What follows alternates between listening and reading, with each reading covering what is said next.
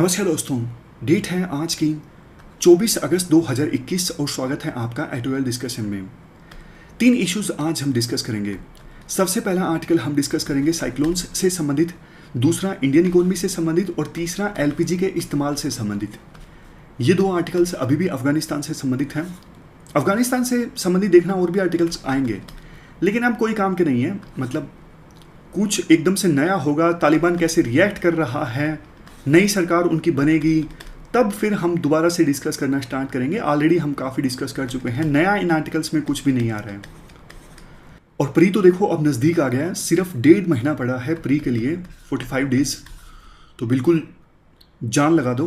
कहावत है ना, slow and steady win the race. लेकिन अब स्लो चलने का टाइम चला गया है, भागने का टाइम आ गया है। प्री देखो 100 मीटर रेस की तरह है। लास्ट में आप दौड़ोगे नहीं, मतलब पहले आपने पूरा कितना ही प्रैक्टिस किया है, लास्ट में आप नहीं दौड़ोगे तो फिर पीछे रह जाओगे। तो अभी दौड़ने का टाइम आ गया है, अपना बेस्ट देने का टाइम आ गया है। इस बार तो प्री और मेंस के बीच में टाइम भी काफ़ी कम है।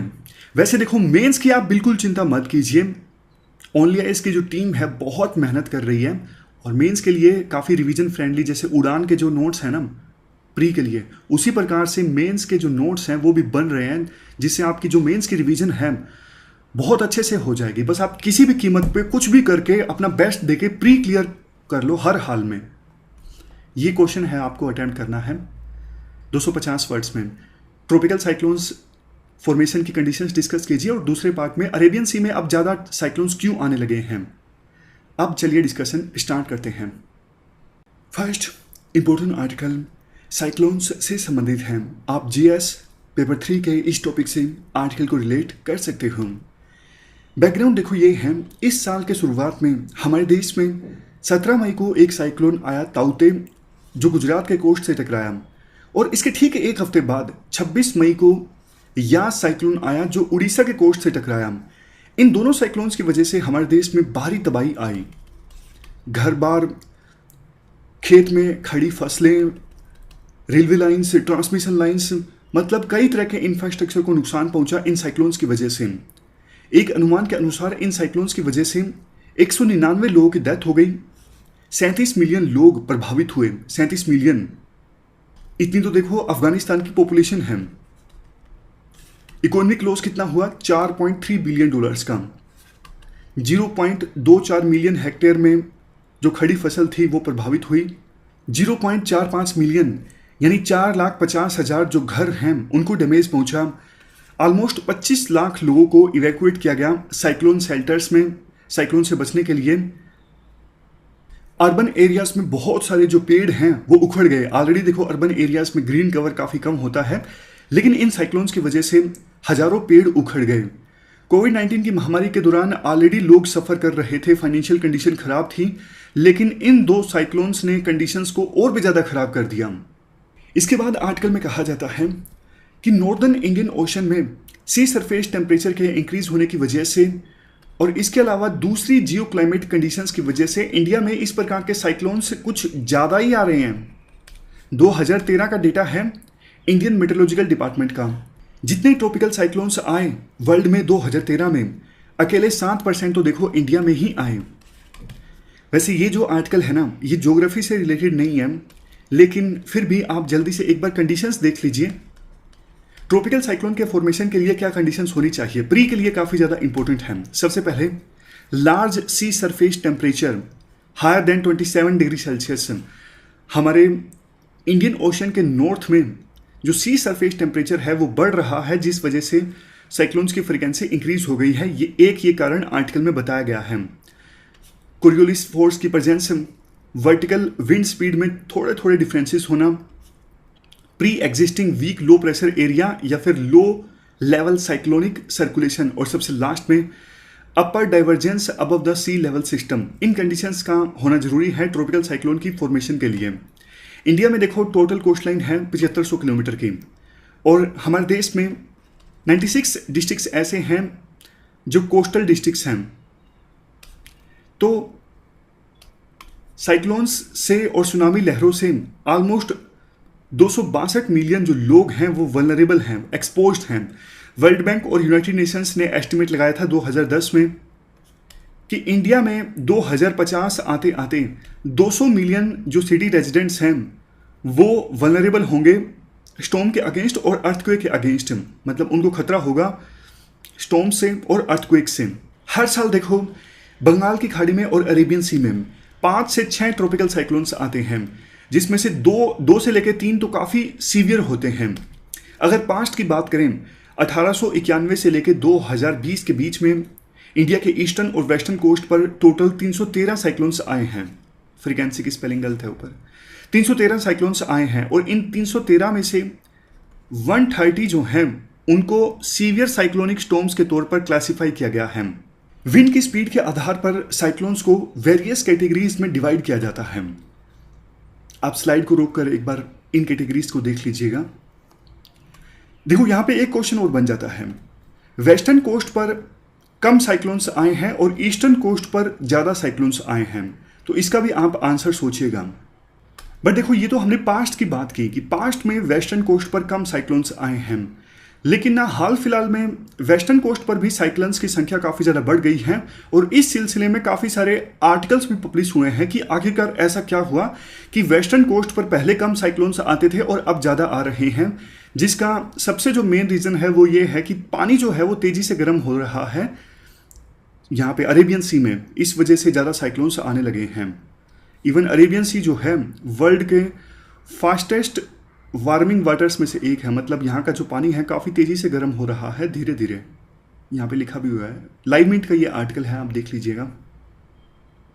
तो ये डेटा है वेस्ट कोस्ट पर आए 1891 से लेकर 2020 के बीच में 31 साइक्लोन्स और ईस्ट कोस्ट पे आए 282 साइक्लोन्स। उड़ीसा में सबसे ज़्यादा साइक्लोन्स आए 97, इसके बाद नंबर आता है आंध्र प्रदेश का 79, तमिलनाडु 58, वेस्ट बंगाल 48, गुजरात 22, महाराष्ट्र गोवा 7 और केरला 2। इकोनॉमिक कोस्ट पर अब ज़्यादा फोकस किया जाता है आर्टिकल में। देखो 1999 से लेकर 2020 के बीच इन साइक्लोन्स की वजह से 12,388 लोगों की जानें चली गई और डैमेज कितना हुआ 32,615 मिलियन डॉलर्स। हमारे देश में फ्लड्स की वजह से सबसे ज़्यादा नुकसान होता है। 62% जो डिज़ास्टर रिलेटेड डैमेज है वो फ्लड्स की वजह से ही होता है हमारे देश में, और फ्लड्स के बाद नंबर आता है इन साइक्लोन्स का। और डिज़ास्टर्स की बात करें, अर्थक्वेक की वजह से सबसे ज़्यादा जाने गई हैं, उसके बाद फ्लड्स का नंबर आता है और तीसरे नंबर पे सबसे ज़्यादा जो जाने गई हैं वो इन साइक्लोन्स की वजह से गई हैं। एक अच्छी बात देखो ये है, ये जो ह्यूमन कैजुअलिटीज़ हैं ये डिक्लाइन हुई हैं। 1999 में सुपर साइक्लोन आया था उड़ीसा में, जिसकी वजह से 10,378 के आसपास लोगों की जानें चली गई थी। 2020 में 110 लोगों की जानें गई हैं साइक्लोन्स की वजह से। ऐसा पॉसिबल इसलिए हुआ क्योंकि वार्निंग सिस्टम अब काफ़ी ज़्यादा इम्प्रूव हो चुके हैं। पहले से ही जो वेदर डिपार्टमेंट है वो बता देता है कि साइक्लोन आने की संभावना है। इस वजह से डिज़ास्टर मैनेजमेंट जो एक्टिविटीज़ हैं उनको बेहतर ढंग से अब कैरी आउट किया जाता है। जैसे समय से पहले लोगों को इवैक्यूएट कर लिया जाता है, रिलीफ पहुंचाई जाती है, डिज़ास्टर के आने पर रिहेबिलिटेशन पे भी फोकस किया जाता है।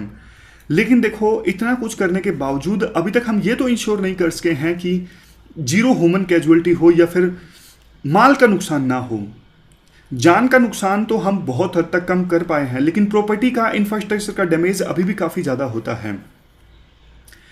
1999 से लेकर 2020 के बीच अगर हम अंदाज़ा लगाएं, 1999 में 2,990 मिलियन डॉलर्स का प्रॉपर्टी का नुकसान हुआ था साइक्लोन्स की वजह से, और 2020 में 14,920 मिलियन डॉलर्स। यानी ह्यूमन कैजुअलिटीज हम रोक पाए हैं, अच्छी बात है, लेकिन प्रॉपर्टी का डैमेज तो बढ़ गया है। इन 21 सालों में साइक्लोन्स की जो फ्रीक्वेंसी है वो 9 गुना तक बढ़ गई है और इस वजह से नुकसान ज़्यादा हो रहा है। तो गवर्नमेंट्स पर जो फिजिकल बर्डन है वो भी काफ़ी ज़्यादा पड़ रहा है। साइक्लोन की वजह से इकोनॉमिक सिचुएशन ख़राब हो जाती है, रिलीफ ऑपरेशन से सरकार को चलाने पड़ते हैं, इसलिए सरकार को ज़्यादा खर्चा आने लगा है अब इन साइक्लोन से निपटने में। एशियन डेवलपमेंट बैंक की एक रिपोर्ट है जो 2014 में आई थी। इस रिपोर्ट ने ये एस्टिमेट लगाया कि 2050 के बाद इस प्रकार के क्लाइमेट रिलेटेड इवेंट्स की वजह से इंडिया को हर साल 1.8% जीडीपी का नुकसान होगा।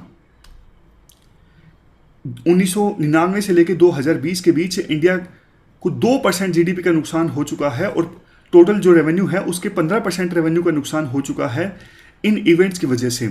और देखो एक रिपोर्ट है global climate risk index report 2021 से, ये रिपोर्ट कहती है 2019 में ये जो एक्सट्रीम वेदर रिलेटेड इवेंट्स है ना, इन इवेंट्स के आने के मामले में इंडिया वर्ल्ड में 7वें नंबर पे है, यानी 7वें नंबर पे सबसे ज़्यादा प्रभावित देश है इन एक्सट्रीम वेदर रिलेटेड इवेंट्स के आने के मामले में इंडिया।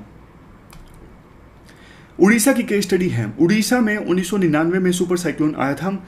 उसके बाद उड़ीसा की सरकार ने काफ़ी सारे साइक्लोन मिटिगेशन स्टेप्स लिए, जैसे डिजास्टर वार्निंग सिस्टम इंस्टॉल किया गया कोस्टल डिस्ट्रिक्ट्स में, इवैक्यूएशन शेल्टर्स इस्टाब्लिश किए गए ताकि जो लोग हैं साइक्लोन के समय इन शेल्टर्स में पनाह ले सकें। इसके अलावा Orissa state disaster management authority को इस्टाब्लिश किया गया। रेगुलर कैबिनेट मीटिंग्स होती हैं उड़ीसा में डिजास्टर प्रिपेयरनेस को चेक करने के लिए, एनालाइज करने के लिए। Orissa disaster rapid action force को भी बिल्ड किया गया। तो इन सभी एक्टिविटीज़ की वजह से साइक्लोनिक स्टॉर्म की वजह से जो डेथ्स होती हैं, जैसे हुडहुड, फनी, अम्फान, यास, ये सारे जो साइक्लोन्स आए इनकी वजह से ह्यूमन कैजुअलिटीज़ काफ़ी कम हुई। बट देखो उड़ीसा के जो डिजास्टर मैनेजमेंट मॉडल है ना, ये इकोनॉमिक लॉसेस को कम करने के लिए पर्याप्त नहीं है। कमी है उस उड़ीसा के मॉडल में भी। जान का तो नुकसान कम कर दिया है, माल का नुकसान कम नहीं हुआ है। इसलिए भारत सरकार को कुछ स्टेप्स लेने चाहिए ताकि डिजास्टर की वजह से जो जान माल का नुकसान होता है उसे कम किया जा सके। सजेशंस है क्या? सबसे पहले तो देखो आप जो ये साइक्लोन वार्निंग सिस्टम है ना, इसको और ज़्यादा इंप्रूव करो ताकि और पहले पता लग सके कि साइक्लोन आ सकते हैं और सटीक जानकारी मिले साइक्लोन्स के बारे में। क्योंकि देखो साइक्लोन की वार्निंग दे दी जाए और साइक्लोन आए ना, तब भी सरकार को काफ़ी नुकसान होता है, क्योंकि बड़े स्केल पर सरकार इवैक्यूएशन ऑपरेशंस चलाती है। 2-3 दिन की तो छुट्टी सी हो जाती है, इतने बड़े स्केल पे ऑपरेशंस चलाए जाते हैं। दूसरा, सरकार शेल्टर बेल्ट प्लांटेशन को इंक्रीज करे, जैसे कोस्ट के नज़दीक मैनग्रोव होते हैं, मैनग्रोव प्लांटेशन ज़्यादा होनी चाहिए। मैनग्रोव जो है वो साइक्लोन की गति को रोक देता है, कम कर देता है। इससे संबंधित प्री का क्वेश्चन भी आया था, एक बार आप चेक कीजिएगा। मैनग्रोव कवर इंक्रीज करने के अलावा और भी लॉन्ग टर्म मिटिगेशन मेजर्स लेने की आवश्यकता है, जैसे देखो साइक्लोन रिजिलियंट इंफ्रास्ट्रक्चर को बिल्ड करना, for example constructing storm surge resilient embankments, canals और रिवर कनेक्टिविटी को इम्प्रूव करना ताकि जो लो लाइंग एरियाज हैं, कम हाइट वाले एरियाज हैं, वहाँ पर वाटर इकट्ठा ना हो। तीसरा सजेशन, डिजास्टर रिजिलियंट इंफ्रास्ट्रक्चर को इंस्टॉल करना कोस्टल डिस्ट्रिक्ट्स में, ऐसे घरों का निर्माण करना जिनको ज़्यादा नुकसान ना पहुँचे साइक्लोन्स की वजह से। अब देखो कच्चे घर होंगे या फिर लकड़ी से बने घर होंगे तो वो टूट जाएंगे ना, जब तेज़ हवाएं आएंगे। तो कंक्रीट के स्ट्रॉन्ग घर होंगे तो वो नहीं टूटेंगे। तो जो गरीब लोग हैं जो कंक्रीट के घर नहीं बना पा रहे हैं, उनकी हेल्प करना कि वो कंक्रीट के घर बना लें, और इसके लिए एक मैसिव कम्युनिटी अवेयरनेस कैंपेन भी लॉन्च करना। सबसे लास्ट में हेल्दी कोऑर्डिनेशन होना चाहिए डिजास्टर्स को मिटिगेट करने के लिए, डिजास्टर के नेगेटिव इम्पैक्ट से निपटने के लिए सेंटर और स्टेट्स के बीच। ये देखो सदाबार पॉइंट है, मतलब ज़्यादातर इश्यूज़ में आप ये पॉइंट लिख सकते हो। सेंटर और स्टेट के बीच में बेहतर कोऑर्डिनेशन होना चाहिए, विभिन्न मिनिस्ट्रीज़ के बीच में बेहतर कोऑर्डिनेशन होना चाहिए, दूसरे जो स्टेक होल्डर्स हैं उनको भी इन्वॉल्व किया जाए, जैसे एनजीओ, सिविल सोसाइटी। ये जो पॉइंट्स हैं ना, इनको आप कहीं भी इस्तेमाल कर लो, ये एवरग्रीन पॉइंट्स हैं। उसके बाद हमारा नेक्स्ट जो आर्टिकल है ये इंडियन इकोनॉमी से रिलेटेड है। आप जीएस पेपर 3 के इस टॉपिक से आर्टिकल को रिलेट कर सकते हो। कंटेक्स्ट क्या है? आईएमएफ ने अपनी वर्ल्ड इकोनॉमिक आउटलुक रिपोर्ट में अपडेट किया जुलाई में। अपडेट में इन्होंने क्या किया है, पहले जो अनुमान लगाया था ना एडवांस कंट्रीज के लिए, उस अनुमान को तो इन्होंने इम्प्रूव कर लिया है। यानी जैसे एग्जाम्पल के तौर पर पहले इन्होंने बोला था कि एडवांस्ड जो इकोनॉमीज हैं वो ग्रो होंगी 6% की रेट से, तो अब इन्होंने बोल दिया 7%। ये सिर्फ एक एग्जाम्पल है, मतलब इकोनॉमी के ग्रो होने को लेके जो एस्टिमेट है इन्होंने इम्प्रूव कर लिया है। और जो इमर्जिंग इकोनॉमीज हैं, फॉर एग्जांपल इंडिया, इनके लिए इन्होंने अपने एस्टिमेट को थोड़ा डाउन कर लिया है। यानी पहले अगर इन्होंने अनुमान लगाया था कि 7% की रेट से इमर्जिंग इकोनॉमीज ग्रो करेंगी, तो इस अनुमान को कम करके इन्होंने कर दिया है 6%। इंडिया का क्या स्टेटस है वो हम डिस्कस करेंगे, लेकिन अभी मोटा मोटा बताया जा रहा है आर्टिकल में कि इस प्रकार से इन्होंने अपने एस्टिमेट को चेंज किया है। अब आपके मन में आया होगा ऐसा क्या हो गया कि जो एडवांस्ड इकोनॉमीज हैं वो ज़्यादा तेजी से ग्रो करेंगी और जो इमर्जिंग इकोनॉमीज हैं वो ग्रो नहीं कर सकेंगी, ऐसा क्या हो गया है? इसका आंसर देखो ये है, पहला पॉइंट है वैक्सीनेशन से संबंधित। जो एडवांस्ड इकोनॉमीज है ना, वहां पे वैक्सीनेशन काफ़ी तेजी से हो रहा है। यूएस जो शुरू में स्लो था, अब यूएसए में ऑलमोस्ट 60% लोगों को कम से कम एक डोज तो लग चुकी है कोविड-19 के वैक्सीन की, centre for disease control and prevention के अनुसार। यूरोपियन यूनियन के जो कंट्रीज़ हैं वो भी शुरू में स्लो थे, लेकिन अभी वहाँ पे वैक्सीनेशन की गति काफ़ी तेज है। ओवरऑल देखो, एडवांस्ड इकोनॉमीज में 40% जनता फुली वैक्सीनेट हो चुकी है आईएमएफ के अनुसार। मतलब अगर कल को थर्ड वेव आती भी है तो उसका असर एडवांस्ड कंट्रीज़ पर नहीं होगा, क्योंकि वैक्सीनेशन जो है वो काफ़ी तेज़ गति से चल रहा है। वहाँ पे अब लॉकडाउन नहीं लगेगा, उसकी संभावना काफ़ी कम है। लेकिन जो इमर्जिंग इकोनॉमीज है ना, वहाँ पे सिचुएशन काफ़ी अभी भी ख़राब है। इंडिया में ऑलमोस्ट 9.5% लोग फुली वैक्सीनेट हुए हैं। 58 करोड़ लोगों को फर्स्ट डोज कम से कम लग चुकी है, ये अच्छी बात है इंडिया में।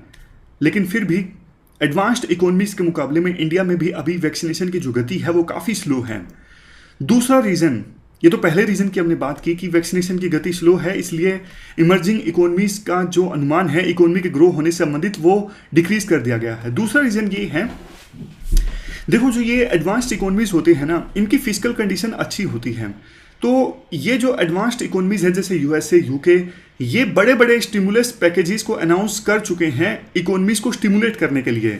स्टिमुलस पैकेज का मतलब ये होता है ऐसा एफर्ट जिसके तहत गवर्नमेंट स्पेंडिंग को इंक्रीज किया जाता है, टैक्स को लो किया जाता है, इंटरेस्ट रेट्स को लो किया जाता है, ताकि इकोनॉमी को स्टिमुलेट किया जा सके और इकोनॉमी को रिसेशन और डिप्रेशन से बाहर निकाला जा सके।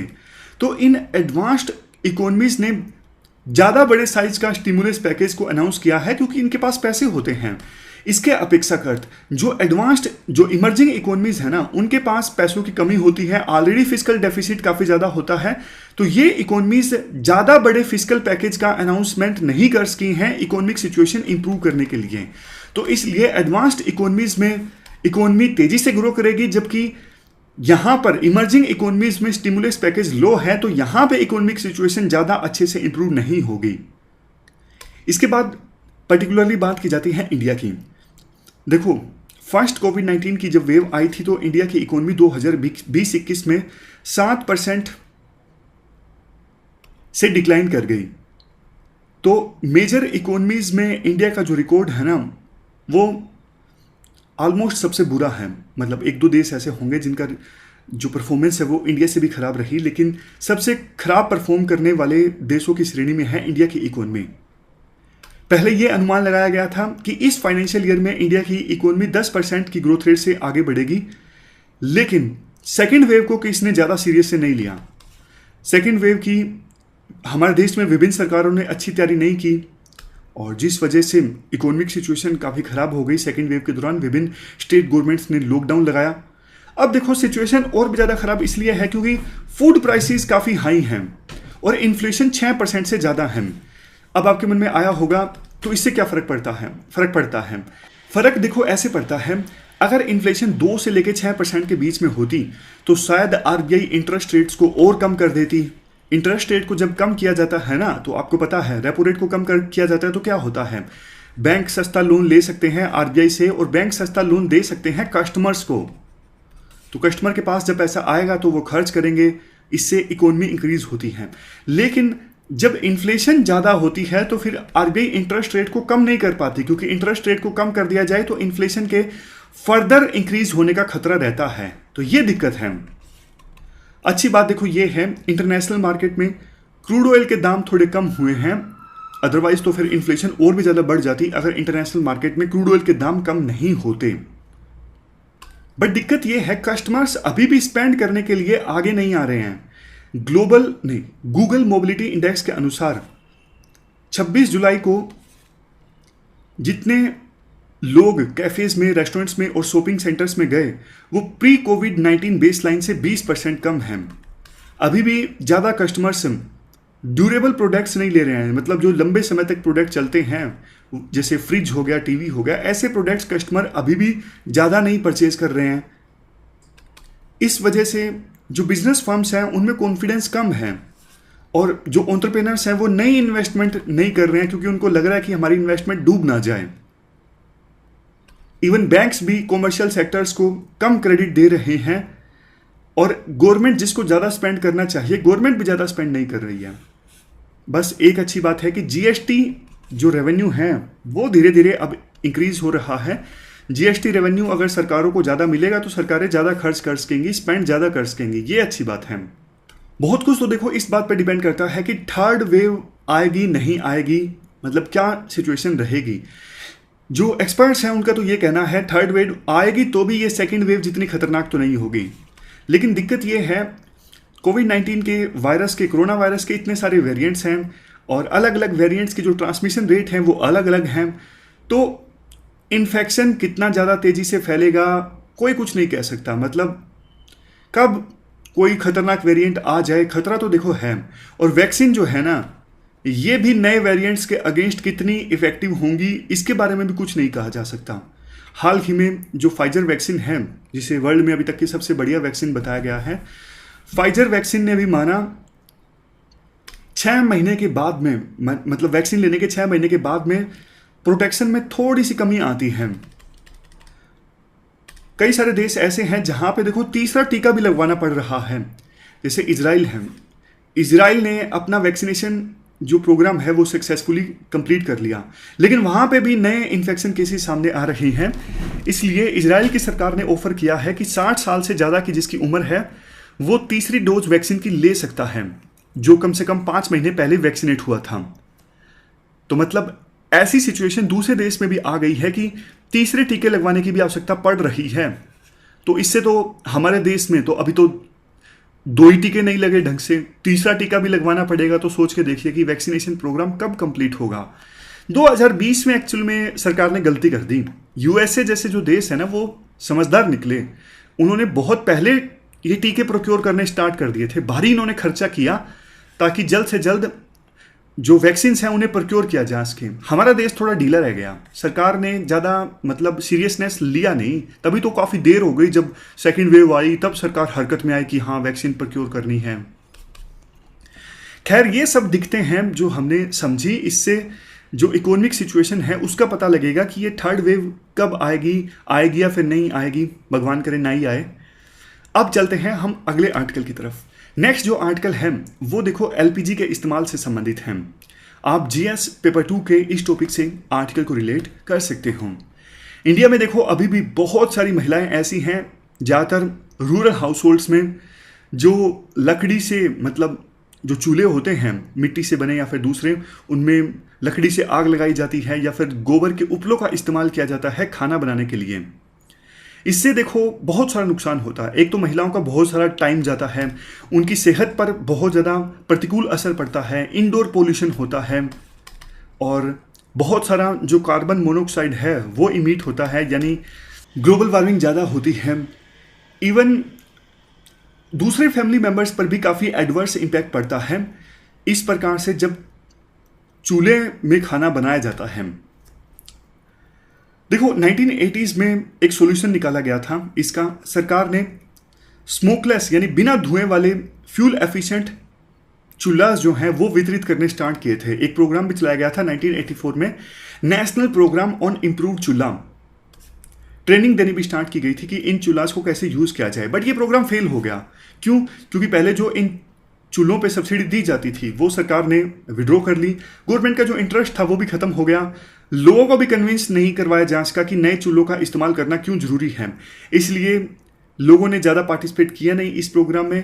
और टारगेट जो बेनिफिशरीज हैं जिनको ये चूल्हे दिए जाने थे उनको आइडेंटिफाई नहीं किया जा सका, और जिन चूल्हों को वितरित किया गया क्वालिटी कंट्रोल भी नहीं रखा गया, इसलिए लोगों को लगा कि ये चूल्हे भी ज़्यादा अच्छे नहीं हैं, तो ये प्रोग्राम फेल हो गया।